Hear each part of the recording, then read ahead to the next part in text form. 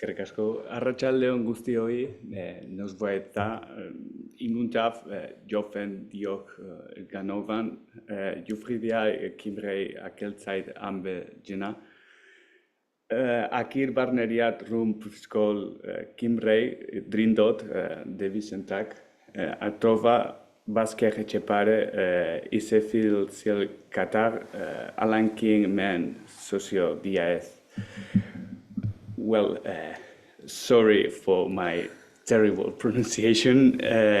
Indeed, it was a very good way to start my talk, as it is hardly impossible to make it even worse. Mila esker galeseko eta ikasketa zeltiko aurreratuen ikerketa guneari eskuzabal hartu izanagatik eta nola ez galeseko Trinity St. David Unibertsitatearen eta Etxepare Euskal Institutuaren arteko lankidetza honi soziolinguistika alankin katedra ezarri izanagatik. My name is Mikel Gartziarena, and I'm an assistant professor at the University of the Basque Country at the Faculty of Education, Philosophy and Anthropology in the Language and Literature Didactics Department. And today I have the privilege to talk about our sociolinguistic reality out there, about our education system and our education, our key protagonists in this story, which are the present and the future of our education and our language.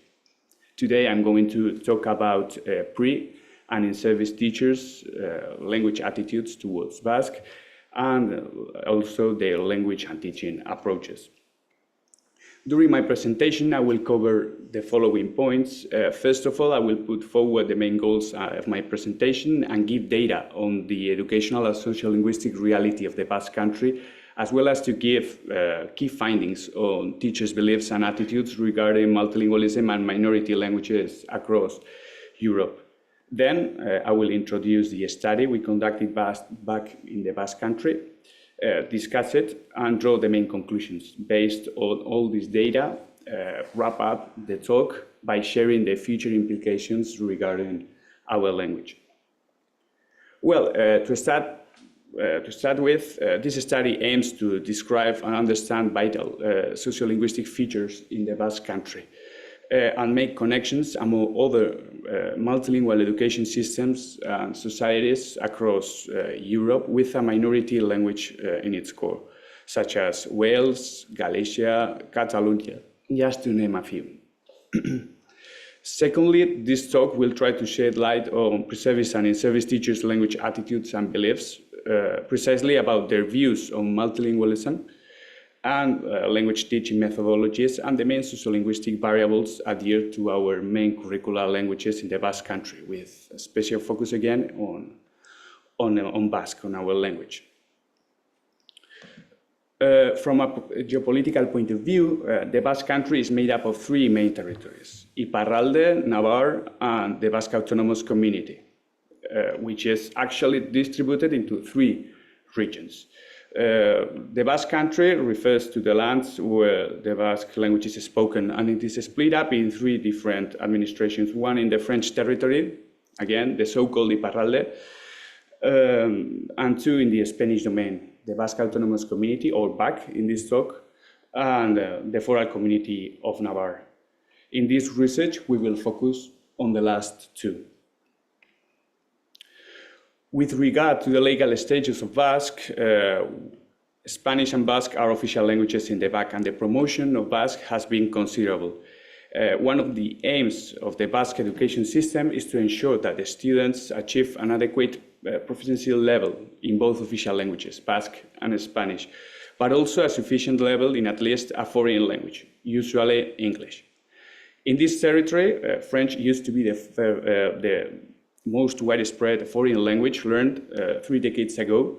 Today it is offered as a second foreign language in some schools. Our Basque immersion models are based on the French immersion programs in Canada, in St. Lambert, Quebec, conducted by Elaine and Wallace Lambert in 1965, which were key in the foundation of Basque immersion models. There are four main models in the BAC, in the Basque Autonomous Community, regarding curricular languages, and percentages of exposure vary. The A model is an immersion in a Spanish model with Basque as a subject. The B model is a 50-50 immersion model in Basque program with Spanish as a subject. And the D model is a full immersion in Basque program with, again, Spain as a subject. And the G model would be a full immersion in Spanish with no Basque at all. Additionally, English is taught as a first foreign language in all of them. Looking at the official data, the immersion in Basque model, the D model, is the model achieving the best language proficiency level for our students and to obtain the best academic results. However, in the case of Navarre, the status of Basque is hampered by the linguistic zoning, which has limited the promotion of Basque, and as briefly said, it is only official in the north, in the Basque-speaking zone in green. As you can see in the picture of the linguistic zoning on the right-hand side, the region is artificially cut up in 3 zones. The Basque-speaking zone in green, the mixed zone in yellow, and the non-Basque-speaking zone in red. In the back, the immersion in Basque model is all widespread along the country, but in the case of Navarre, it is strictly limited to the linguistic zoning. In this regard, the teaching of Basque is limited to the Basque-speaking zone and some areas of the mixed zone, which in fact, as Erdocia says, it has been a strategy to devitalize, divide and immerse Basque in a legal battle regarding its linguistic rights. Despite its centralist tendencies and its focus on French as the only official language of the Republic, France has adopted minimum laws, decrees and regulation favoring Basque and Basque immersion models in the last 30 years. Despite, a very active society demanding for its language rights. In the Northern Basque country, the option to learn Basque or to be taught in Basque exists, although it is not a mandatory part of the curriculum at any level. Basque is understood by approximately 20% of the population in Iparralde, and around 1/3 of all pupils were taking Basque language classes, 48% in preschool, 40% in primary school, 23% in secondary school, and only 5% in vocational training. Most of them through bilingual or partially fully immersion education. The number of students enrolled in these programs has steadily increased, but over the past few decades, although the number of fluent French-Basque bilinguals has decreased dramatically. In theory, the inclusion of Basque in a school's curriculum depends on the proportion of parents requesting it. But in practice, numerous bureaucratic obstacles often hinder the exercise of this right. Coming back to the back, policies promoting Basque and the Basque immersion model have spread the knowledge of Basque. And by looking to the graphic, you will observe how new generations, even with higher command of the language, are arising. And today, the youngest generations are Basque bilingual, and only 1 or 2 out of 10 are Spanish monolinguals. This is a positive feature in sociolinguistic terms, as data show that Basque is making little steps forward in the direction of language revitalization. Although you can also notice that the use of Basque is quite limited comparing to the knowledge, and that the figures change from territory to territory in the back, being Gipuzkoa with the most intense use of Basque out of the 3 provinces. Regarding the positive attitudes toward the minority language in 2016, the Basque government surveyed citizens in the Basque autonomous community, and results mirror that less than 1 in every 10 had negative attitudes about the promotion of Basque, and that more than 6 in every 10 had a positive attitude. Besides, in Navarre, the situation is rather more complex due to the artificial linguistic zoning undermining the right of being taught and addressed in Basque in the whole territory. And less than 4 in every 10 have positive attitudes in the overall. In this realm, we can observe the disparities between the Basque-speaking zone and the non-Basque-speaking zones in the north and the south of Navarre. and how the negative attitudes towards Basque increased dramatically to more than half of the population. So exposure, transmission, and politics, and education is also politics, have a determinant influence on that. Here we can also observe the sociolinguistic data in Navarre about the knowledge of Basque regarding age groups and the 3 language zones. If we look closer, we may understand that younger generations are the ones with the higher proficiency levels of Basque. However, in the overall, the percentages are quite low in comparison with the Spanish monolinguals, as only a quarter of the population has some knowledge of Basque. Concerning language zoning, the negative and restrictive effect that this division has on the transmission of Basque and access to the language through public services is crystal clear by comparing the data in the Basque-speaking zone, the mixed zone, and the non-Basque-speaking zone regarding potential speakers of Basque. And talking about potential speakers of Basque, here we can see that all potential speakers are likely to concentrate on the northern regions of the Basque country, and as we call it, breathing spaces.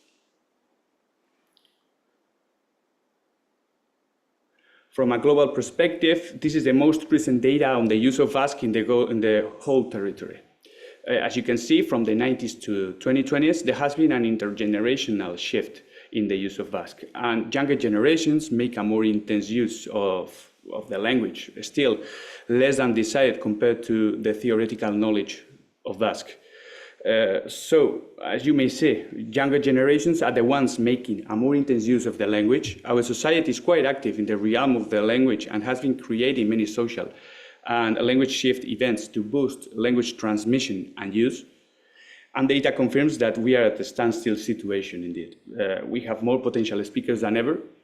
However, language is not increasing parallelly. Moving on to teachers' beliefs and attitudes, since the beginning, well, this has to be said that, well, this concept has been extremely difficult to define since the beginning due to unlike understandings and its inner complexity. Even though beliefs and attitudes are reckoned to form systems on individuals to decode the context and to adjust the teaching practice to the classroom reality.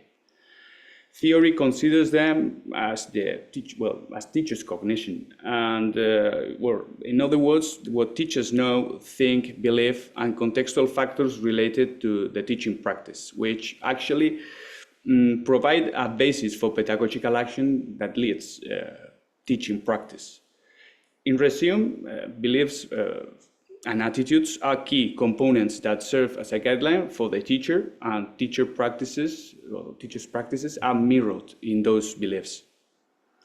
Therefore, investigating teachers' beliefs and attitudes are essential for educators to understand the situation of our minority languages, to evaluate language attitudes, to anticipate teaching practices, and to update methodological approaches in the educational field.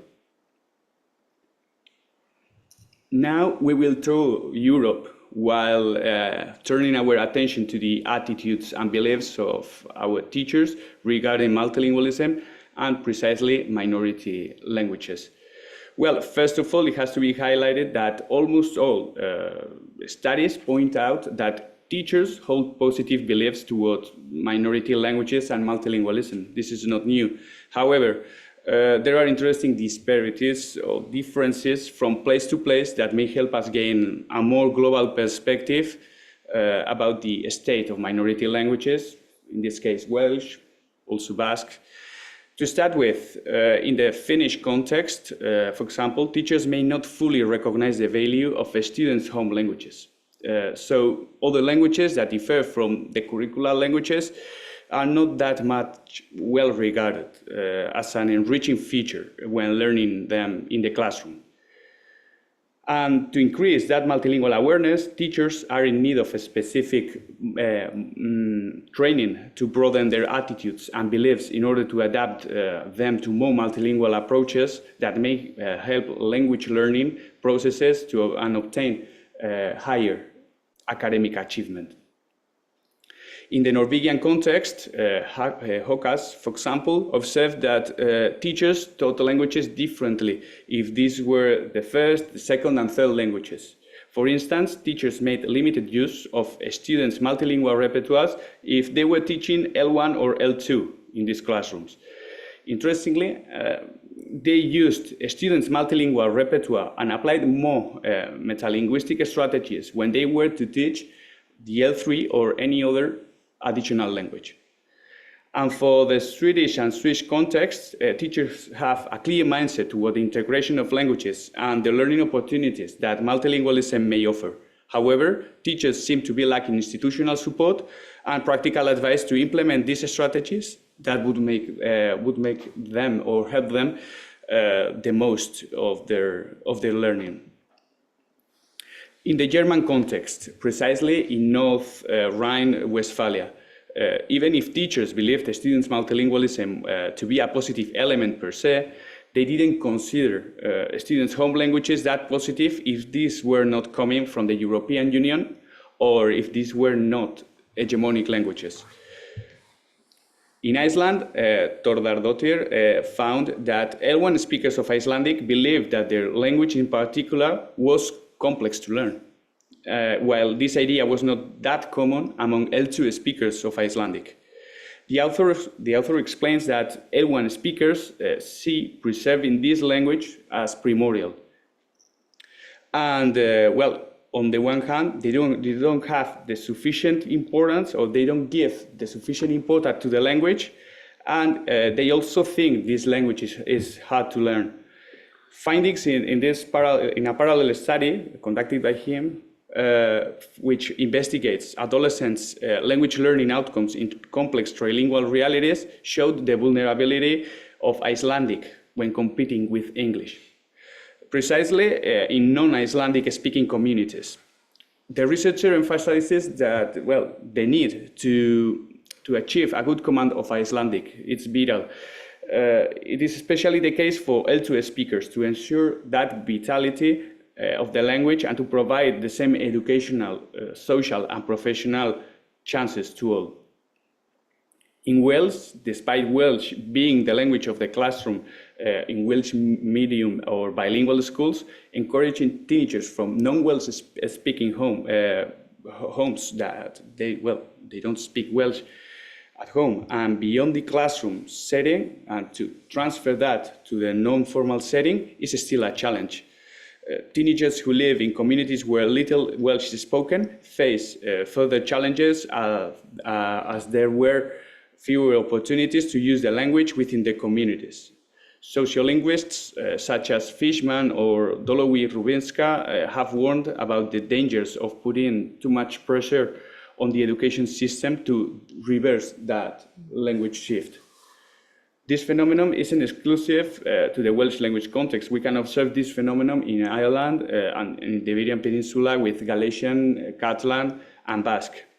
And now that we have mentioned them, let's stop in the Iberian Peninsula and take a closer look at Galician, Catalan, and Basque.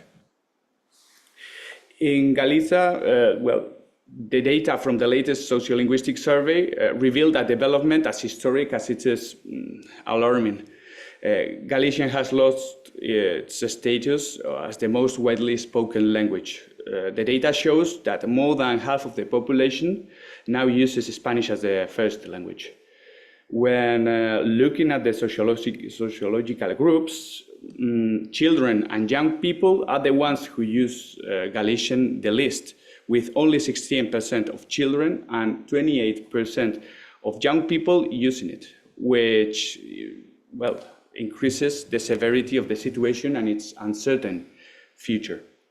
In this context, Monteagudo, a Galician sociolinguist, professor, secretary of the Galician Culture Council, and member of the Royal Galician Academy, states, "In 2 decades, it is highly likely that there will be no Galician speakers under the age of 15, which could inevitably lead to an absolute decline. This concern extends beyond younger generations, as Galicians' overall knowledge and use are also diminishing. This decline result of the negative and harmful policies and laws implemented over the years by the Xunta de Galicia, the regional government of Galicia, regarding the language.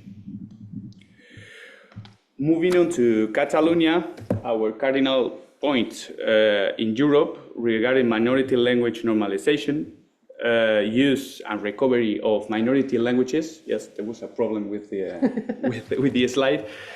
News are not great.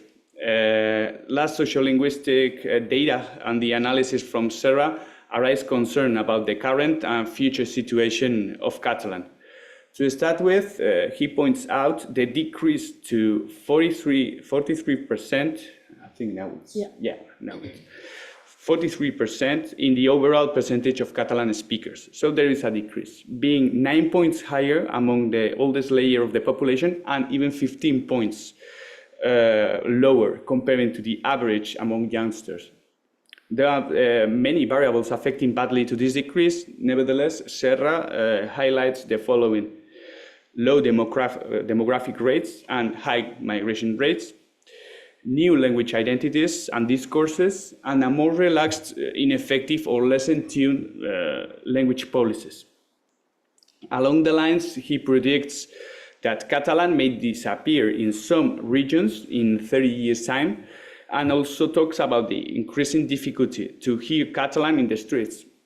He also adds that the act of speaking Catalan is certainly causing tensions and problems when trying to communicate through the minority language, a very well-known fact, I think, here in Welsh and also in our country. Nonetheless, family language transmission still seems to hold strong, but new phenomena is emerging. Youngsters addressed in Catalan will talk back in Spanish to their family members. And if we look back, and if we look to the language proficiency, we may just lift our eyebrows a bit and panic when we realize that Catalan is behind Spanish and even English regarding language proficiency.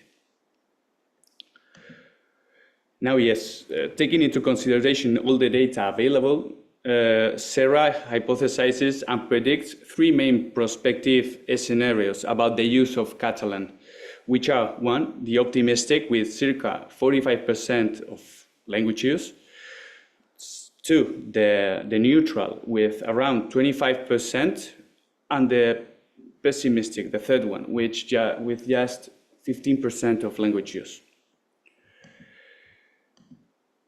The situation in the Basque country is challenging and shares similar sociolinguistic features with other before mentioned minority languages across Europe. First, the great research work from Euskal revealed that Basque potential speakers have very low language command and that they do not largely feel at ease when communicating through it. As we can see in the graph, Spanish gathers higher language proficiency in society, and Basque is quite reduced. Sociologically speaking, there is a big group that finds it easier to speak in Spanish, but surprisingly, a moderate percentage shows great commitment to the minority language and stick to the language as much as possible in daily conversations. We know that we may swim against the current for some time, but that we know that we need external help to keep going.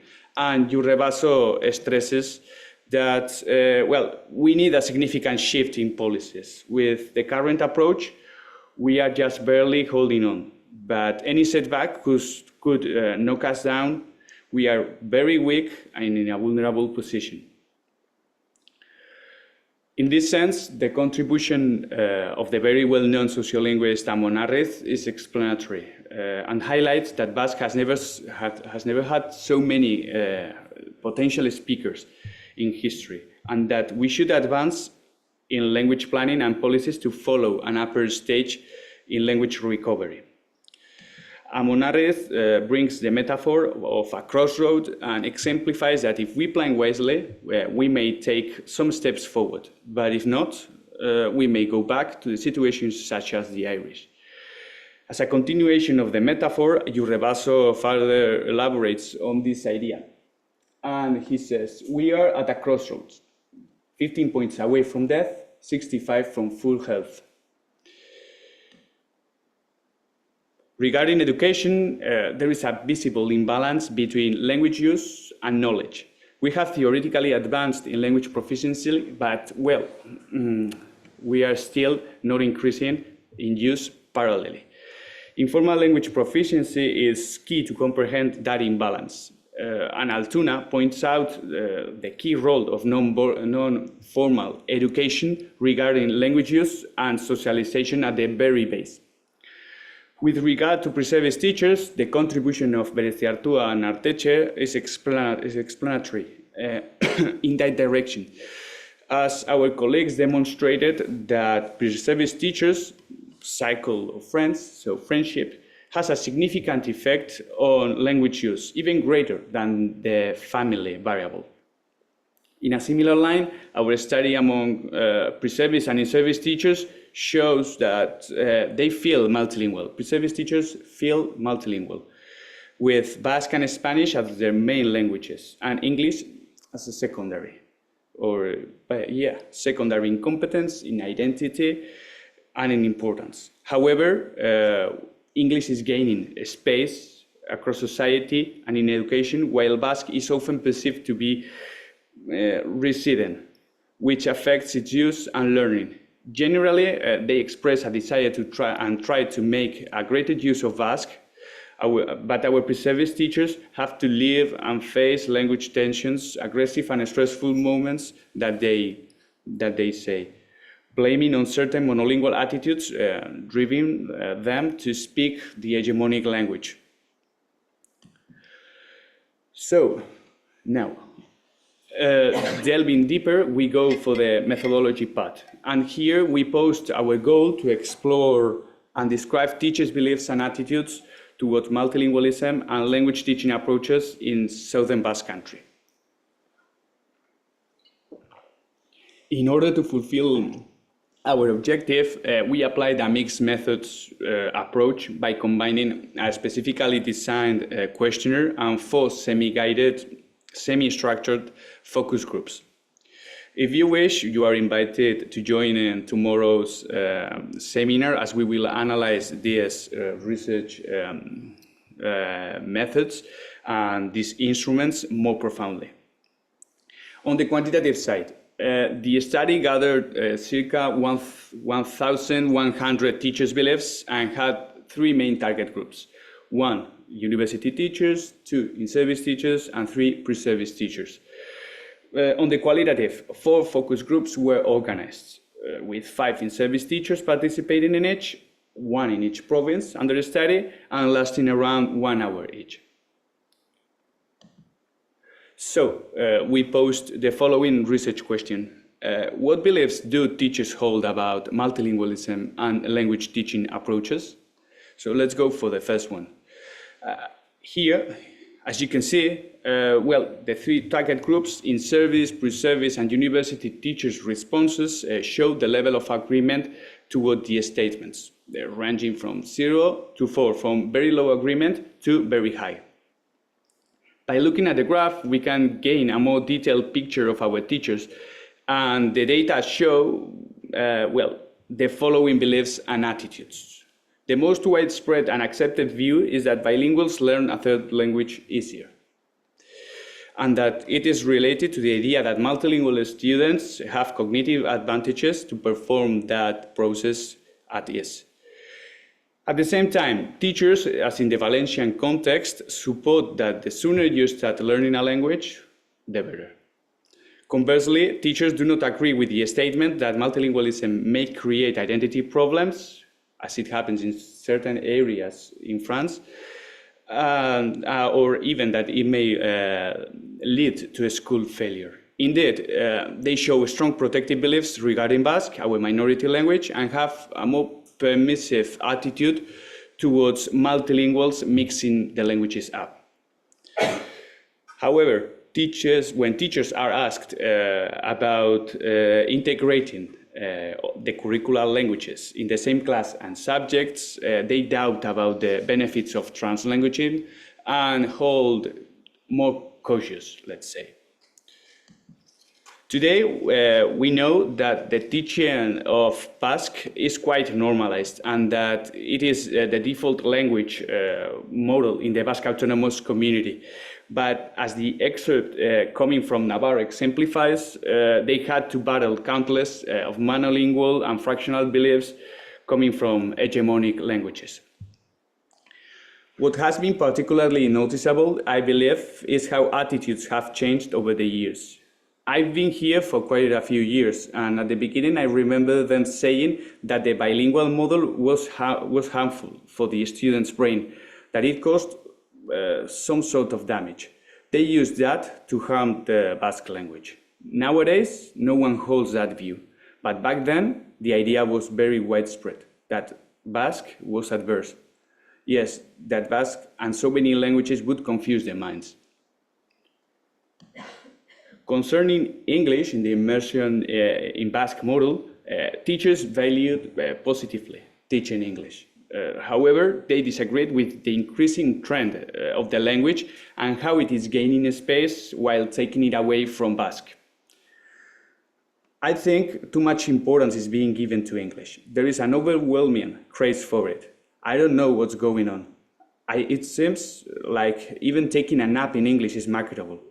It's true that it's important, but I feel like we are somewhat setting aside the mother tongue. For example, around 2010, ads started being used as plastica. For me, that takes away from the relationship between the child and the tutor in the first cycle.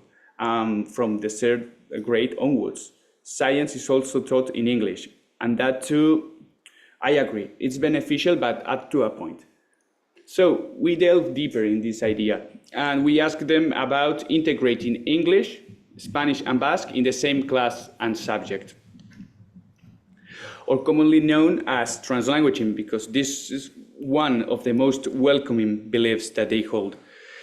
In my opinion, it's logical and good to incorporate different languages and seek complementarity. We don't repeat everything in each language. What's taught in one is applied to the others. And that's our plan, or our goal at least, and that helps. The issue I see that language identification between the learner and the adult must remain consistent. So what I'm saying is languages can be mixed in projects or specific activities, but the students need to be very clear about which language to use with the teachers.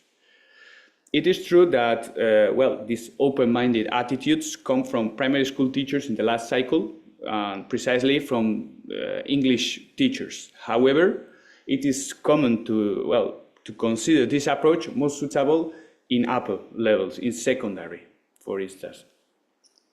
Because by the end of the day, pre-primary and primary school teachers are afraid that this language teaching approach may take a step backwards with Basque. As they say, more examples are needed to convince me. This is new to me, and I see many risks and advantages at the same time. However, we have to be careful. The spaces gained by Basque with so much commitment should be respected. Yes, you have to design it well. It has its possibilities and risks.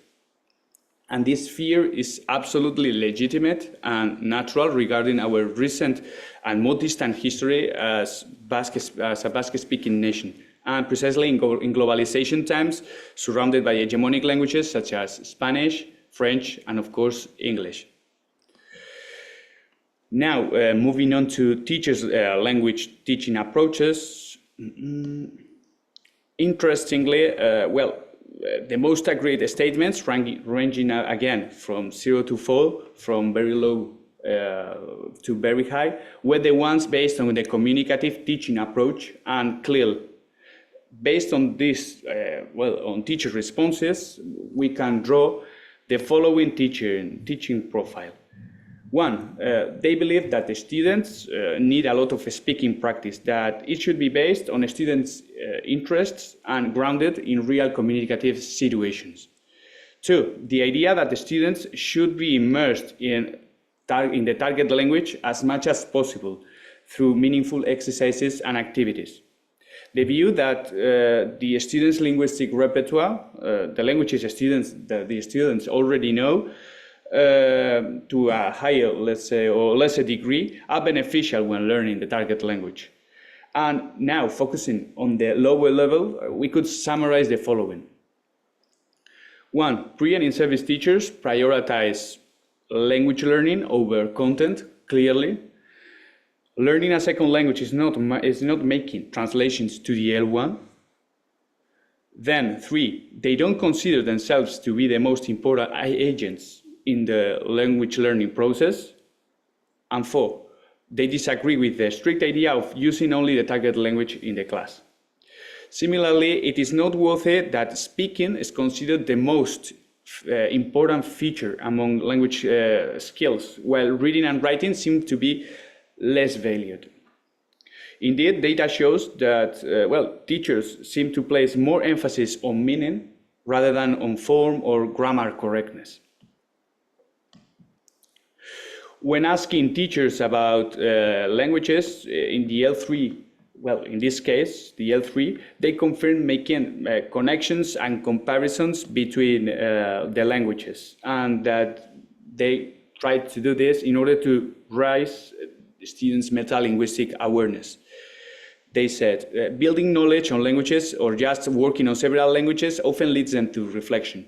And you can take advantage of that when you are teaching a language. I teach English in primary school, and I compare it with Basque and Spanish many times. Regarding the tensions between grammar and language use, teachers reported that pre-primary and primary education are mainly based on communication, and that the grammatical elements learned in Basque and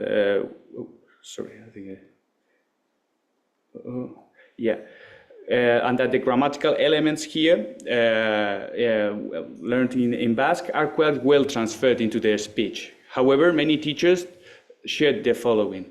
I think there is a mistake there. The upper you go, the more teachers reject focusing on communication. Our goal with the younger students is just to make them speak. It is obvious with Basque. The higher it goes, the more they focus on grammar, and the less they speak it. When we talk about speaking, it is crystal clear that, what written activity means to us. In orality, perhaps, teachers may lack consciousness. We are not so clear about the development of oral activities, what students should know and perform at their age. Working oral skills seems very blurred to us, since didactic materials have been based on written text and written genre in general. But perhaps we may be one of the drawbacks, the teachers, because we don't know very well how to do it neither. We need the strategies. So this is a clear SOS message coming from teachers. Teachers are demanding being trained on oral communicative approaches that may outperform students' oral abilities and increase, of course, the use of Basque, but they don't know how to do it. Because as the sociolinguistic data confirms, the use of Basque decreases as students go to upper levels. All teachers in this study showed concern on the strategies to promote the use of Basque in school settings, starting from Donostia, in theory, the most Basque-speaking city in the Basque country, to the least Basque-speaking area in the south of Navarre. All of them had a clear recipe and how to tackle it. It was improving oral skills. And they said, for me, the starting point for all of this is oral practice. Language relies heavily on speaking. Yes, and we should provide the students the opportunity to use the language, because we say that, but when we mostly focus on reading and writing in general. And where does speaking fit in? A child spends 5 hours here, and how much time has been invested in speaking Basque? They barely get any time. We generally give them very few opportunities. We see the need to strengthen oral skills, but we really lack that. Our own training, our tradition, where we come from, the resources, time, and what is more, the number of students keeps increasing in the class. The majority of teachers do not hold fundamentalist beliefs about the priority of Basque. They agree on the language to change and to rely less on grammatical correctness if language is used.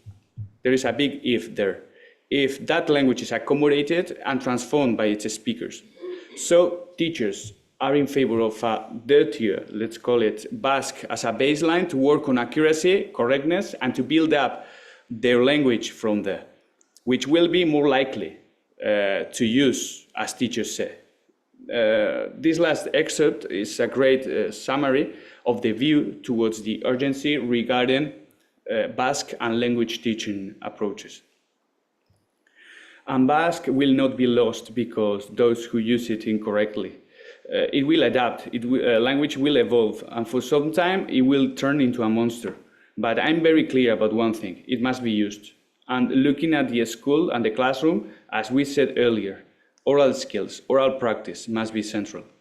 Students need to speak every day in different situations, in different ways. The more they speak, the more opportunities teachers may have to influence positively on the students' grammar and correctness. But if students speak little, we can correct little. And in that case, all we can do is just give grammar lessons. Having presented the most meaningful results, now it is time to give room to the last chapter of this talk by highlighting the key points or the key findings of this study and contrasting them with prior contributions. Well, one of the key conclusions that was that teachers are overwhelmingly in favor of multilingualism, and that they even have adopted language teaching strategies, consciously or unconsciously, that are multilingual and that leverage students' linguistic repertoires, but at the same time, they have shown a deep sensitivity towards preserving Basque, developing protective attitudes and beliefs toward it. These beliefs and attitudes are also evident in other nations and regions where minority languages are undergoing normalization processes. Similarly, these findings aligned with Amon Arret's and Jurrebaso's cautious perspectives of Basque, which teachers widely support as they feel responsible for transmitting the language to new and younger generations. As highlighted by Beer, Lasagabaster, and myself, there has been a significant societal and educational shift towards the inclusion of English in recent years and decades. These results may offer deeper insights into the tensions between Basque functioning as a merely cultural heritage marker or as a living language with a strong social presence. It is true that, well, teachers place great value on a student's linguistic repertoire, yet they also express uncertainty regarding translanguaging. The data from this research suggests that English teachers, in this case, in the third cycle, are the ones that have a more welcoming attitude towards the approach. Overall, teachers believe that translanguaging, if used wisely, can act as a catalyst for language learning. But at the same time, it embodies the risk of hindering and disrupting the transmission and the use of Basque. Teachers have expressed several deeply rooted beliefs that can be summarized into 4 main characteristics or key characteristics. 1, they must ensure that students have sufficient opportunities to practice the language. 2, materials and activities should be based on the students' interests. 3, communicative situations should be grounded in real-life situations or contexts. And 4, students should be immersed in their target language as much as possible. Likewise, teachers' methodological beliefs align like puzzle pieces with features of the communicative approach and clear immersion-like models. And as a final conclusion, a deeply rooted belief and clear demand converge. Teachers place a strong emphasis on orality, and while they are prepared to make methodological changes, they have an urgent need for training and support. Wanting change is not enough, and they require proper preparation or training. Moreover, teachers tend to rely on traditional methodologies more than they would like to, and a general belief therefore emerges. Students have imbalanced language skills, with oral proficiency being the weakest out of the 4. This has practical implications in primary and secondary education. as Altuna points out, and even at the university level, as highlighted in the works of Gartziarena, Arteche, and Gartziarena, which in the end of the day, this is translated into less proficiency level in oral skills and less use. This phenomenon is particularly interesting as it coincides with the qualitative leap that Basque society is aiming to make, marked by initiatives such as Euskaraldia and the classroom's methodological shift promoting the use of Basque in the class and out of the class.